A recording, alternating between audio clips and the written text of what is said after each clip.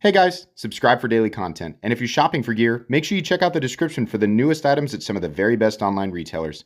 There's also links for some of the items that I personally recommend. Thanks! What's going on YouTube? Metal Complex here, and today I've got a really interesting knife unboxing to share with you guys. I know what this is, so I saw who it was from on the front, and I remember what he was sending. This should be interesting. So thanks so much to Joe for sharing this with me and everybody else. Thanks to my patrons for supporting me. And please make sure to follow me on Instagram at metal_complex. I know that different variants of this knife are absolutely available, but as far as this variant, I don't know. I will link it so you guys can check it out. It does help my channel when you use those links, but that's entirely up to you. But yeah, the link, whatever's in the description, it'll be like a search link. So it'll populate whatever I could find, right? Whenever you're clicking on this 2 years in the future, it'll still act like a search link. So we have a Heretic, which it's been a bit. We always have notes. I love notes. Thank you. What else is in here? Oh, we got the sleeve. We can't forget that. That must have just come off when I pulled it out there. My word choice. God, I just played that back over in my head. All right.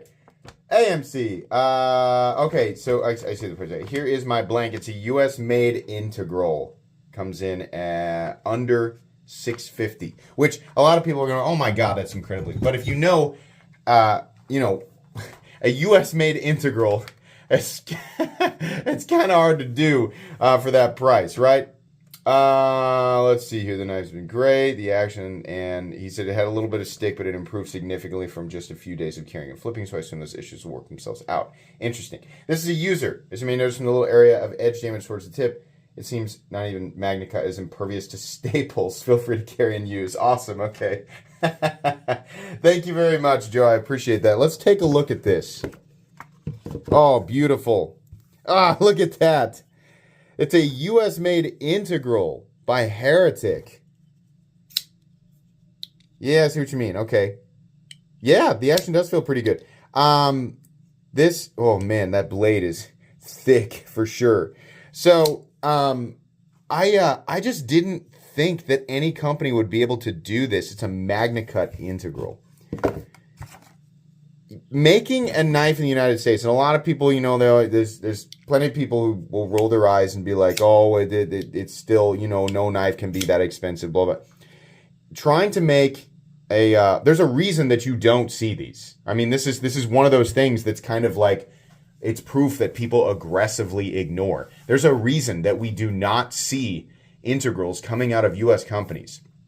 Number one, it's very risky because you have to start with a block of titanium, right? So you start with this block of titanium and then you have to mill it out, and it's got to be absolutely perfect. And if it isn't, then you lose the block, right? And while, titanium by itself, right? I mean, it depends on what you're doing with it, right? But like a thin piece of titanium, like titanium to make a pocket clip out of, is obviously not a super expensive material. It's not like you're buying gold or something like that. No, but taking a block of titanium and then precision milling it, which does create wear and tear on equipment, and then trying to get it absolutely perfect, right? Yes, that is an expensive process as far as like processes go, right? Making stuff like this in the United States. It's also being made in the United States, which is massively more expensive. Not just massively more expensive than having something like this done in China. Even when it's a Chinese integral, right? You're lucky to get those things under, $500. That's generally where we see. But doing this in the United States, it's just unheard of, to have it come in at this price tag and leave enough room for them to actually make money on it, right? So on top of that, you have the rest of the materials, carbon fiber in this case. It's pretty cool. They got a frag pattern in there and LMAX. It's just a lot of American companies aren't willing to do this because they can't make enough of them and they can't, justify the end price tag because it's going to be massively expensive. It's just factually going to be expensive. There isn't an American company who can just make this stuff, make it in titanium integral knife, and then toss it up on the market for $100 to $200. It just doesn't. It's just not possible. So, kind of impressed with that. The detent on this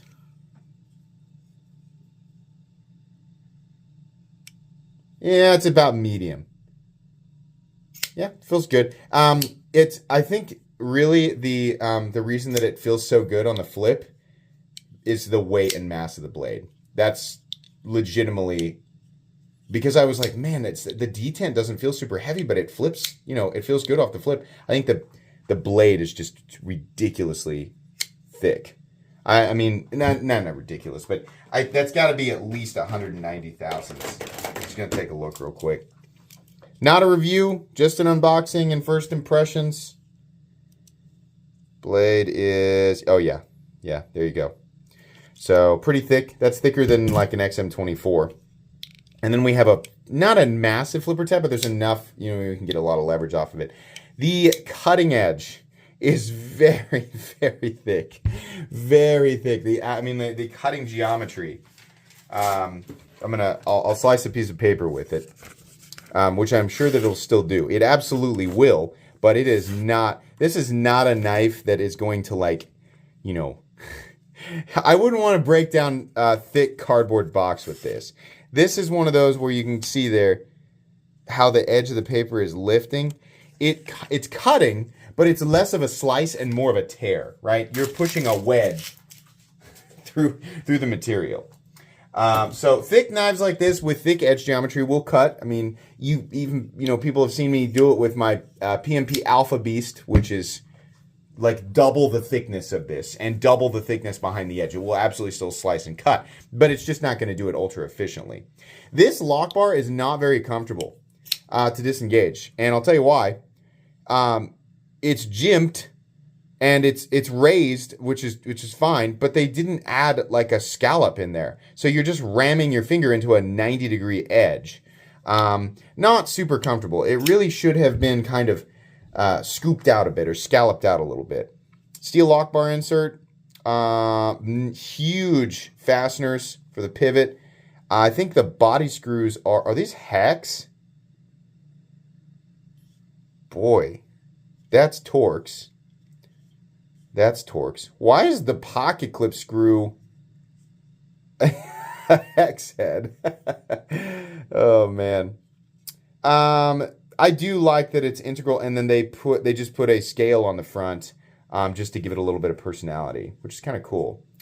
Yeah, I think it's neat that they actually managed to do this. So the last time that I saw, believe it or not, the last time I saw a U.S. made integral that I thought was kind of a reasonable price was it was the Marfione SNG integral, and I forget what they called that thing. But there was a time, a long time ago, way back in 2017 or 2018, they were selling those for, I think you could get those for about $650. And I remember back then, a lot has happened since then. I remember back then thinking, I can't remember the last time I saw a U.S. made integral with that level of detail. Now, there is another company doing a U.S. integral for actually quite a bit less. But there's not quite as much in that one. And I'm also not completely and totally convinced of the fit and finish on that one either, right? So the end pricing can be, and they can put whatever price tag at the end, the end of the day on it, but whether or not they can continue to manufacture them and make enough money to justify continuing to do it, right? That's a whole nother question. So I don't know. This is definitely one of because every other U.S. integral that I've ever seen ends up being a custom, like a small batch custom, and they, you're looking at, $800, $900, $1,000, way more sometimes depending on the materials. So it's kind of impressive. This definitely has, the action is smooth, but I think it's mainly because of the mass of the blade. The pivot internal feels all right? It's nothing like, oh my gosh, like buttered glass, right? No. And then the D10 is a little bit, it's almost like medium light. It really doesn't feel like there's a lot in there, but I mean, it's enough to where I'm not able to actually fail it. And it's mostly just the mass of the blade coming out there. But it's a good looking knife, and it's cool that they were able to make an integral for that. If you don't care about the integral feature, right? Because what are you getting in terms of utility from an integral? Nothing really, right? Some people will make an argument for durability. Some people will make an argument for simplicity in the disassembly process. Okay.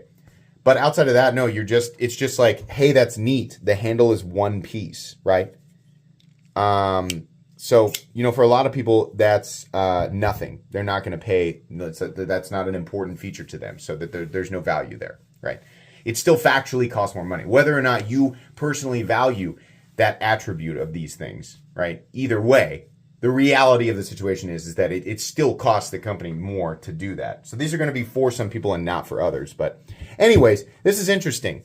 Now, I'm going to carry this and then give you guys my full thoughts in the final review down the road. But thank you so much to Joe for sending this in. Please make sure to follow me on Instagram at metal_complex. If you enjoyed this video, leave a like. If you'd like to check out my other content, I do, of course, have lots of videos of knives that are either expensive or inexpensive that I do or don't like, so check those out. And if you enjoy all my content, go ahead and click on that Metal Complex logo right there and subscribe because there's definitely more coming. Thanks again for watching, everybody, and have a great day.